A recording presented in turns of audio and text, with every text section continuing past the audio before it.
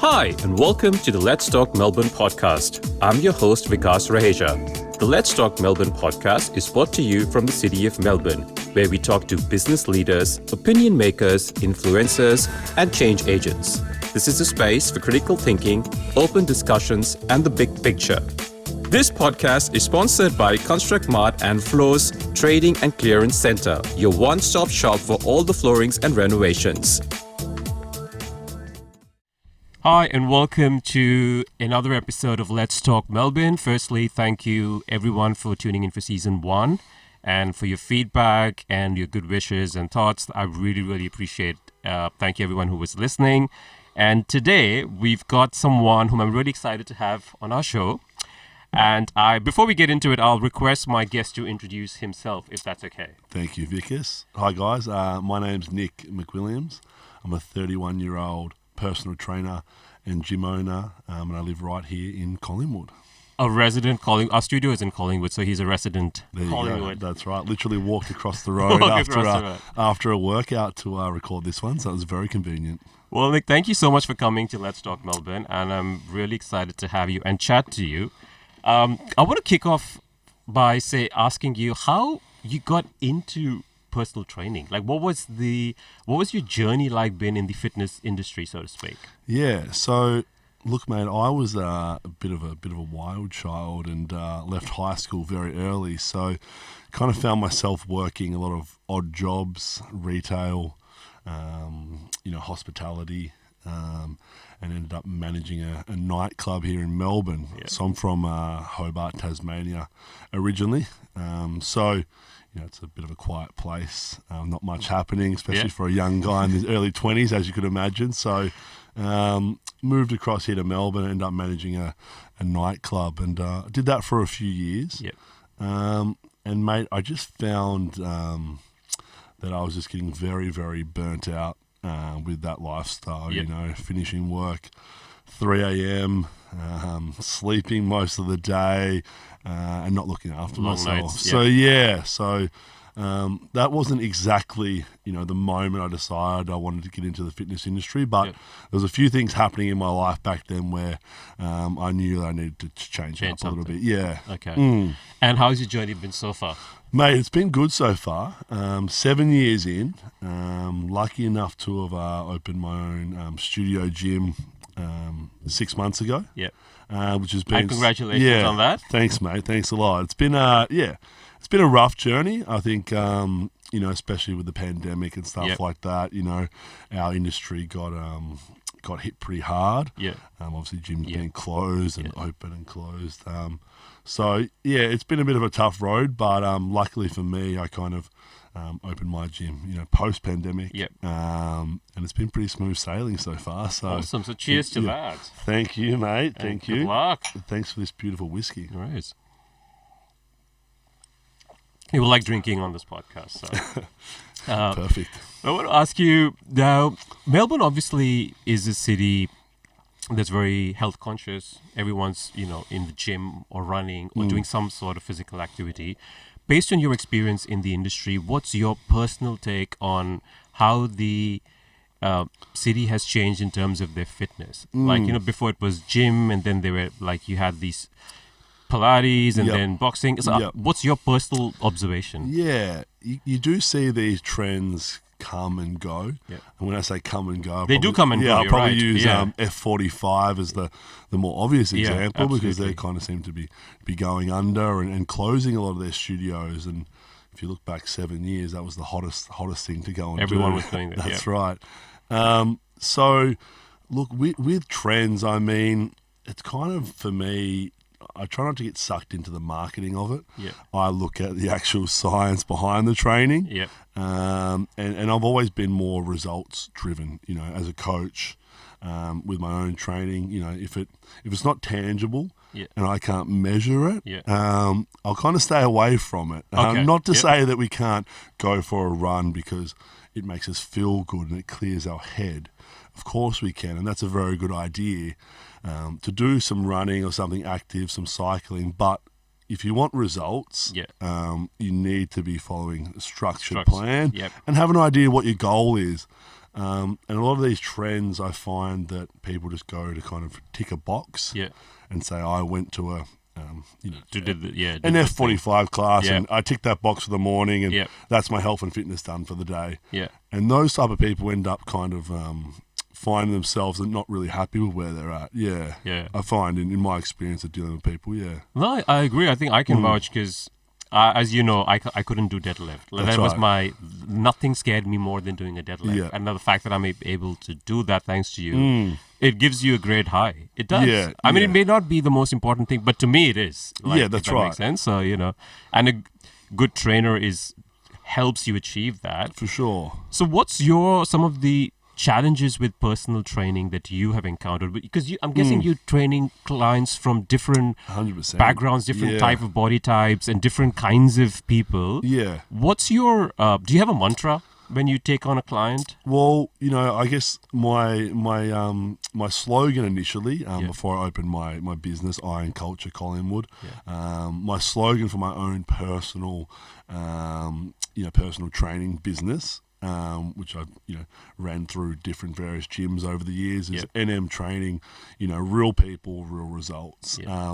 And that goes back to that results-based training. So let's take, a guy comes in off the street and he says, I want to lose body fat, and build muscle. That's what everyone wants to do. Let's be honest, right? We all want to do that. We want to look a little bit more chiseled.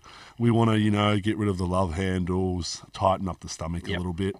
But I'll explain to this guy, really open and honestly, that's really hard to do at the same time.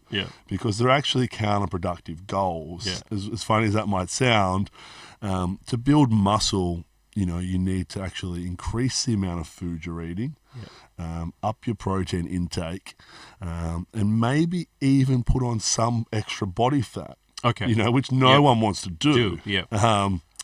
And then once we've, increased the muscle mass, built some strength, then we can talk about getting really lean and fitter. If that is the goal, to build a more muscular, lean physique. So a lot of people will try to do too many things at once. And that's probably the biggest kind of barrier that I see when people come and approach me.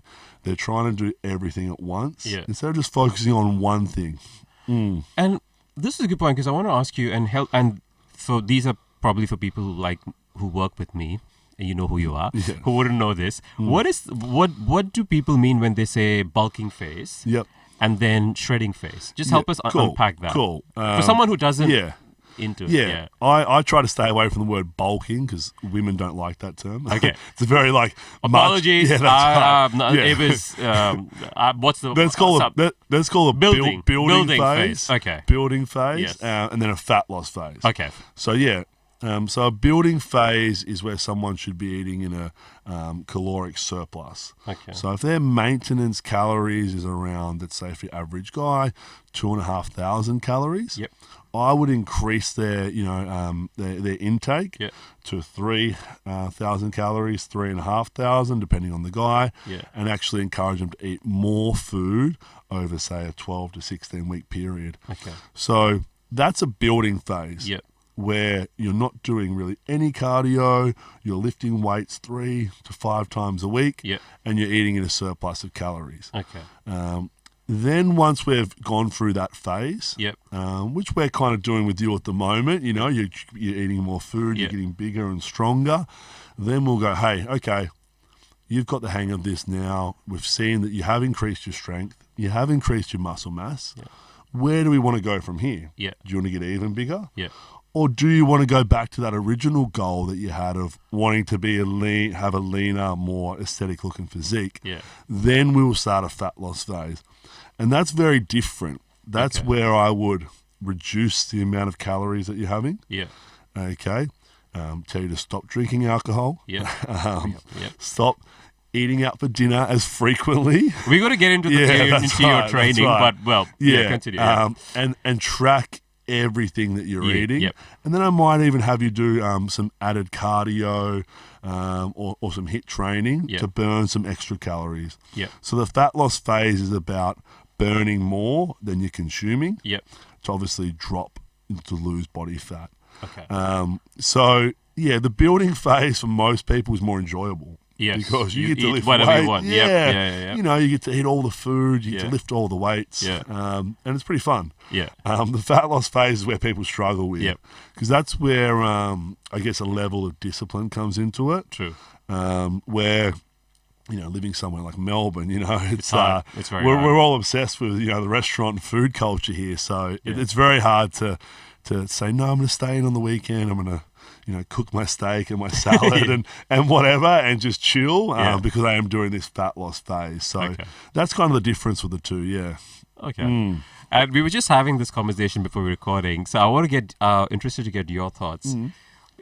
We were talking about there's this trend of like a Timothy Chalamet body type and a Chris Hemsworth body type. Yeah. What's your preference? Yeah, mate, I'm obviously going to have to say Chris. I mean, that was a given, but I just wanted to ask anyway. Chris is super jacked and obviously, works very hard for that body. I mean, he's maintained that over a lot of years now. Yes. You know, not just kind of got in shape for one role. Yeah. The dude's been in shape for a while. Timothy, I mean, Timothy, you know, I'd like to get Timothy in the gym, I reckon. I'd like to put Timothy in what we just called a calorie surplus and see how he looks with an extra 10 kilos on his frame. But no, both very handsome guys. Yeah, no, of course. They're both correct. I want to talk to you about what it sort of, you know, how you're a small business in terms of what went behind the gym and sort of a thing. But before we jump into that, you recently participated in a competition. I did, yeah. Congratulations. Thanks, mate. Yeah. And I want you to share your journey about that competition. Cool. Sort of, firstly, why you participated in it. Yep. What was your motivation to it, and the training that went behind it, and then we can talk a bit more. Cool.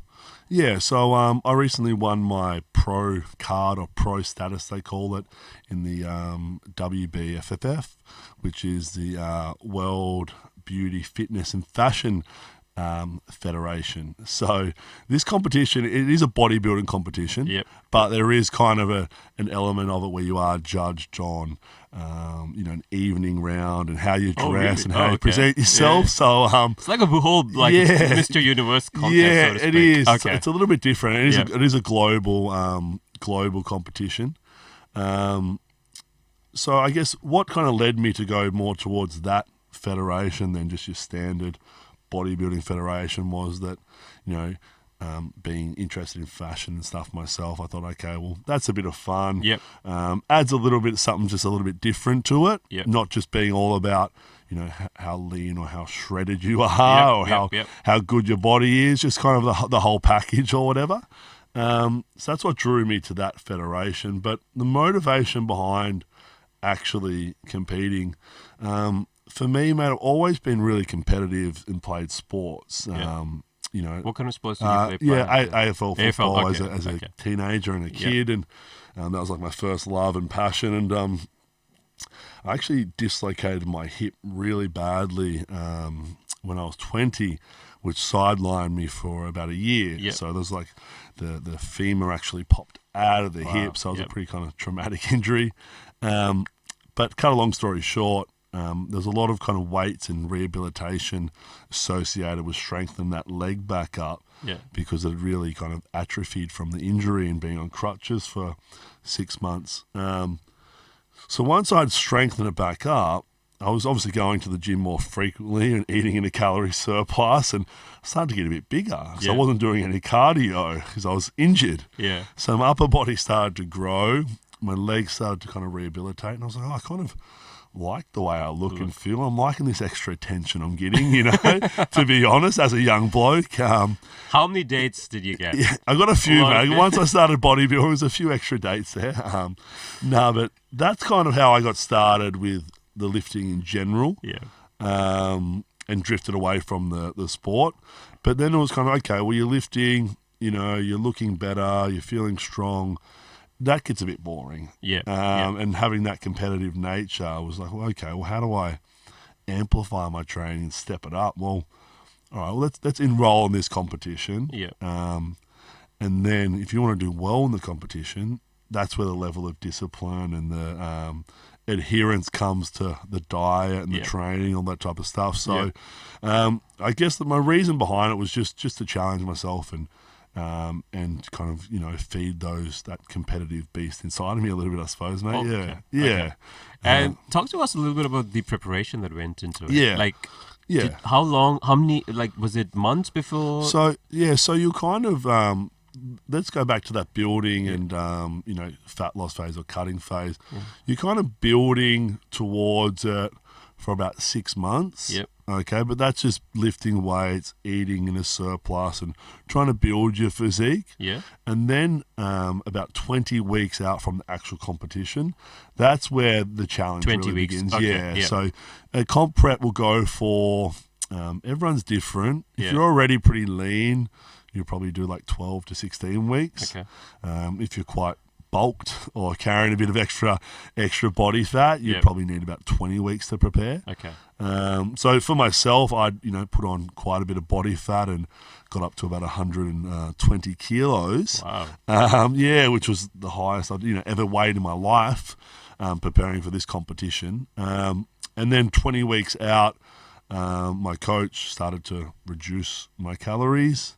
Had been doing some cardio, like I mentioned, and then we slowly just kind of chipped away at that body fat and at that weight until I got down to about 103. So, over 20 weeks, you kind of lost 17 kilos, which, you have to be very strict, very disciplined, you could do that because you're competitive. Was it because your competitiveness made you do that? I think so. You're sitting back and let's say, in that 20 weeks, I had people inviting me to birthdays. I know you were telling dinners and stuff. And, you feel a bit rude sometimes when, hey, I can't come because I've got my competition. But you didn't feel like you were missing out on something? I did sometimes, not going to lie, but I would just kind of snap You were focused, so you had it all and you wanted to make those on kind of. Exactly. I would just kind of snap myself out and be like, hey, if you go for dinner and you have, 4 glasses of wine, and a bowl of pasta and some pizza, you're not supposed to. It's going to put you back from your preparation. Yeah. And you're just going to be annoyed the next week because you've done it. You know what I mean? I know what you mean. At the time, it's really hard to say no to all of those kind of events and things that are happening. But after they're over, it's just another night. They are there waiting for you. Yeah. And now I've won my competition. I am enjoying myself a little bit. So, mate, exactly. What's the first thing you ate after you won the competition or drank? What I had was I actually had this... because I like cookies, all right? Yeah. Cookies kind of like my thing for dessert, all right? Peanut butter? Peanut butter, choc chip, everything. So there was this 1 kilo cookie, which is obviously huge. 1 right? kilo 1 cookie. kilo, Wow. yeah. Okay. So, and it was a baked Biscoff kind of cookie. So I'd ordered that specifically. It was a $60 cookie. Which is, wow. That's a lot You for do a cookie. love your cookie. Exactly, $60. It's a bit excessive. So I'd ordered that pre-competition, and then had a nice big slice of that. So awesome. Yeah, that was kind of the first thing that I had once I jumped off stage. And you never wanted to give up during your preparation. Not once did you come across your mind, I have had enough. Oh, mate, there was some. Yeah, no, look, not going to lie. You have some ebbs and flows. You know, like why am I doing this, and is this even worth it? And those doubts. Especially for me, like my schedule would be is I would wake up at 4 o'clock. I would go to the gym before my first client at 6 a.m. And I would do an hour of what we call steady state cardio, which is cardio where you're doing it at a monitored heart rate. So it's not intense cardio, it's more slow, controlled cardio. I would do about 45 minutes to an hour of that before my first client, train clients up until about lunchtime, and then do my weight session over lunchtime, and then train clients in the evening, and then go home and cook dinner, do it all again. So you're pretty much living like a monk, and a part of you's like, oh God, 20 weeks of my life. And what time did you go to happened. bed? Like if you had a bed? Yeah, I'd probably get to bed about 9:30, 10 after I'd cooked and weighed my specific meals for the next day. Yep.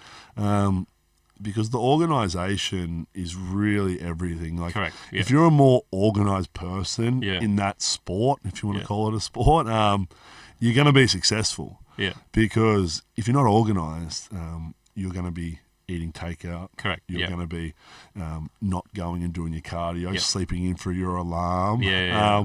And you're going to fall behind, Yep. and you're not going to be successful. And you can see it in people's physiques, as weird as it sounds, where, you might be up there with 10, 12 guys, and you can kind of see in their physique, well, he probably only did his preparation probably 6 to 12 weeks. Oh, yeah. It's kind because of, he looks like he's only done it 6 to 12 weeks. Yeah. And you can kind of see the people that have done the hard yards, because it does show in the level of conditioning they have. Yeah.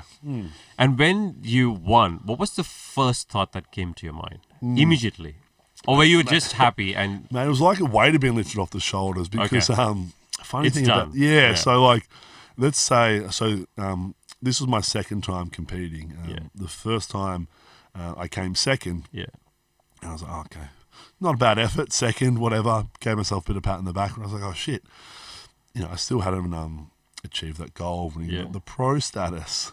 So I was like, I've got to do another 20 weeks to prepare for the next competition, and they don't come around very quickly. So if you lose, or you play second, you've got to back it up again. yes, So this competition, if I'd come second again, I wouldn't be sitting here having whiskey with you with a big smile on my face. I'd probably be over in the gym preparing for the next one. Which you can imagine. But you are genuinely competitive. Yeah, that's right. That's right. Okay. So it was like a bit of a weight's been lifted off the shoulders. I've achieved the goal. Yeah. Now I can kind of chill a little bit and enjoy, Don't tell me you have another goal, another competition. You're done now, or you're just not or this. Do you hate yourself to have another one? Not this year. No, mate, not this year. Not this year. Okay. Not for a while. Yeah. Okay. Oh, that's good. Nothing locked in. I want to get into your sort of.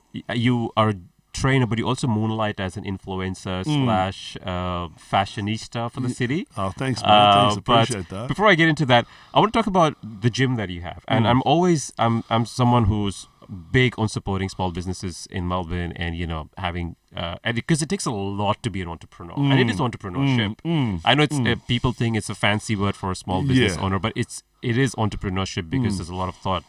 Definitely. What's your vision for your current gym, and what's your plans for the future for it? Or are you just having fun and doing what you're doing? Mate, look, initially, when the pandemic happened, I was living in a townhouse down in Bayside, Brighton, just here in obviously Melbourne, and I just went and I spent my savings on buying equipment so I could just work out and feel normal. Yeah. And then I had a client base and a bit of a following, and I was like, oh, hey, okay, if it works within the restrictions, I'll have them over and train as well, And there's a little bit of a grey area, but we made it work.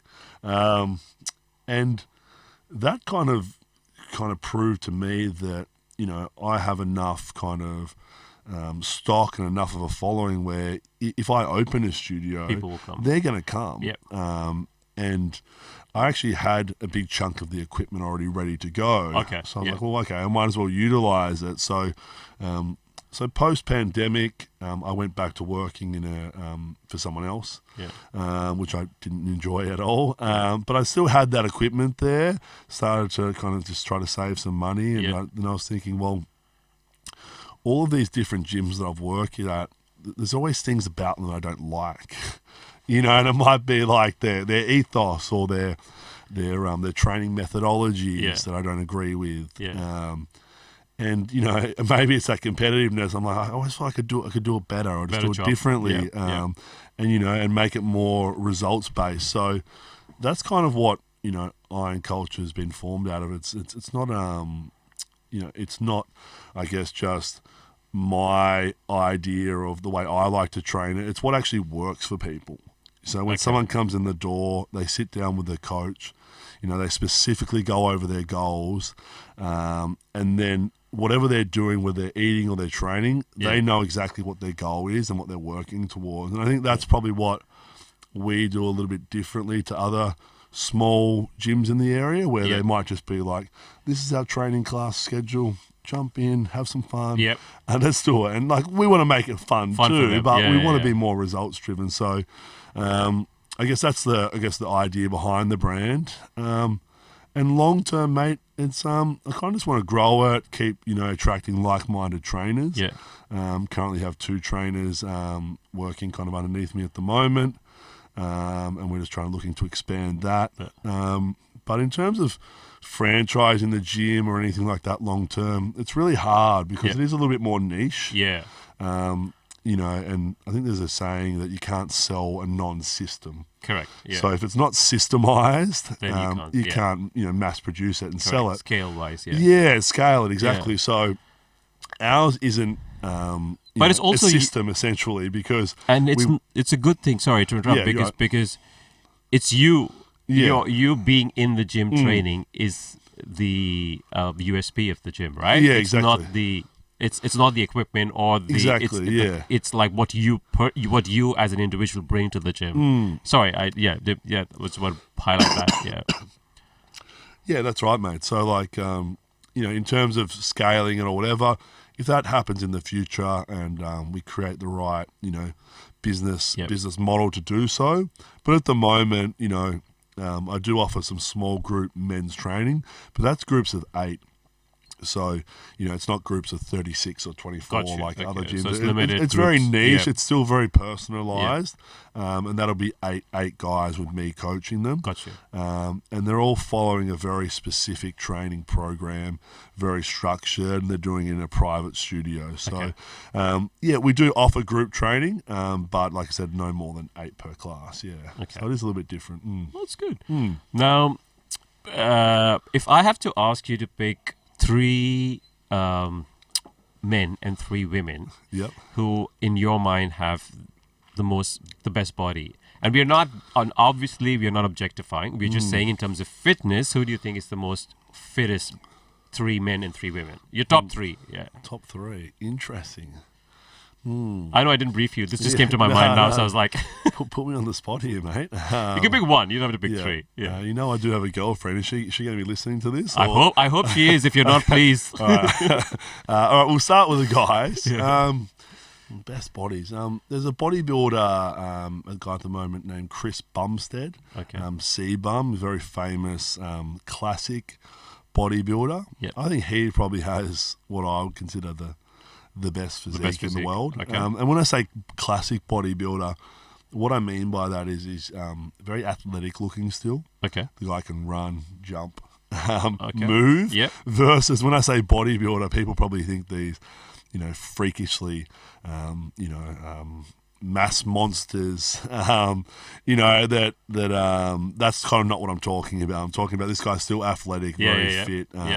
He's Chris Bumstead, so he's probably number 1 physique. Number 2, I do like someone like Chris Hemsworth. Yep. He's probably has a little bit more of a natural look to his physique. Yes. I'd say it's probably, wouldn't be too many enhancements there, or Yeah. nothing crazy like you see with the bodybuilders, Yep. where their bodies are very enhanced. Yep. He kind of has a little bit more of a natural look. All right. And third one? Third one. So number 3, this is going to be kind of my childhood idol here. Jean-Claude Van Damme. Of course. Yeah, Yes. right? Yeah. Super shredded. All-time ultimate. Great. Athletic. Yeah. Yeah. I'm going to say Jean-Claude Van Damme, number 3. Okay. And the women? The women. Okay, so I'm trying to think Hollywood to start with, Yeah. just to make it more kind of relatable to the audience. I think someone, like a Margot Robbie has a nice kind of nice. She's kind of terrific in Barbie. natural- Yeah. especially in the Barbie movie. Has a Yeah, nice yeah. kind of natural curves, not overly slim Yeah. or anything like that. Nice physique, if you want to call it that. Yes, yes. We'll say physique. Number 2, Let me think. There's a couple of women that actually compete in the same federation that I do. Yep. One woman in particular, her name's Hattie Boydell. She's a very kind of muscular, but feminine physique. Okay. That'd probably be a kind of nice women's physique that a lot of women could kind of look up to or aspire to. Very strong and fit. Yep. Number 3, I'd probably have to say my own partner, because she competes as well. You're just playing safe. I'm playing it safe, because I know she's going to listen to safe. this. Okay. But her name's Kimberly Leggett, and again, she competes in the same federation as well. So with the women, they call their federation the bikini category, and then fitness. Okay. So the first female mentioned, I believe does more of the fitness category. Gotcha. A little bit more kind of muscular Yep. and kind of leaner. Yeah. And then the bikini category is a little bit more feminine. I think it goes a little bit more curvy or whatever. So that's kind of how they judge that. Yeah. Yeah. So, Okay. So one celebrity. There's room for everybody. Yeah. Yeah, and absolutely. a couple Aussie talents in there. Yeah. Awesome. Yeah. Now we're almost in the last leg of the conversation. I think I can talk to you for hours. But I want to get into your role as an influencer / fashionista in the city. Yeah. Like you post something and immediately you get like 100 likes. What's going on there? What's with this like fashion type? Firstly, what's your take on your your Instagram persona? To be honest, mate, I started kind of listening to a couple of your your main kind of Instagram gurus, Gary Vaynerchuk and these type of people. Yeah. And they would kind of just say, post the things that you're actually interested in, you actually like. Yeah. Don't try to pretend to be someone you're not. Yeah. Because people can just see through that shit. That's true. I mean, that used to work on Instagram probably 7 years ago. Yeah. All this fake it till you make People it can crap. see through bullshit. Yeah, so once you start just showing, dressing the way you want to dress, or showing, real raw training content, I find people respond a lot better to that. Okay. So like, especially on TikTok of all platforms, that's where my audience grew to something like 40,000 in. I think it was like 2 weeks, and that's kind of without really trying to go. I was just posting some, authentic training tips of me in the gym, talking about how to do a deadlift, and just giving people, content, good, honest content, without asking them to buy anything. Yeah. I was trying to ram something down their throat. So I think just, trying to be authentic with it. And it looks like you're having a lot of fun as well with it. Yeah, that's right. And having a bit of fun with it too. Yeah. Let's have a bit of fun with it. Like, most of the videos might be me in the studio in the afternoon where I've got the gym to myself, and might be blasting, some loud, heavy music or whatever, and then showing some of my training. And that's real raw training. Gotcha. You're actually doing it in the moment. Yeah. Pushing hard and whatnot. So people resonate with that, I think, rather than too much this polished stuff. Yeah. Yeah, I think it's good content. It's well curated, well thought through, and that's important because people, as you said, authenticity is the main thing. People can see the bullshit. 2 questions we ask all our guests. One is, what's your anthem song? Do you have an anthem song? Yeah, no, I definitely do. Speaking of heavy metal music, I would probably have to say it would have to be Master of Puppets by Metallica. Metallica is like... That's right. You can't get better than that. That's right. Hypes me up. If I'm lifting some heavy weights, it's going on. It's getting turned up loud. So let's say that's your anthem song. I would say that's a great song. It's a great song. It's sad they don't make metal music anymore. And if they do, it's not as good as like it used to be. It's trash. Yeah. Pretty bad. And what's the one thing you love about living in Melbourne? Oh, I mean, everyone says the coffee and the food, right? Yeah, I know. Let's try to think of something different. Mate, I think it's kind of like a big country town, in a sense of like. No one said that, but yeah. It's kind of like a big country town in the sense of like people are pretty easygoing. Yep. Compared to say maybe Sydney. Yeah. I find if you compare the two, which we often do. Yeah. So I think the people are pretty down to earth and easygoing. Yeah. Look at Collingwood. We've got all types here. Yes. You know, Yes. it's the most mixed bag, I think, of any suburb in Australia. Yeah, agree. But everyone makes it work. Yeah. Everyone's And pretty get along. Gets along. At least tries to get along, yes. That's right. Yeah. You know, walk Smith Street at night, and it's always entertaining and fun. Yeah. There's not too much.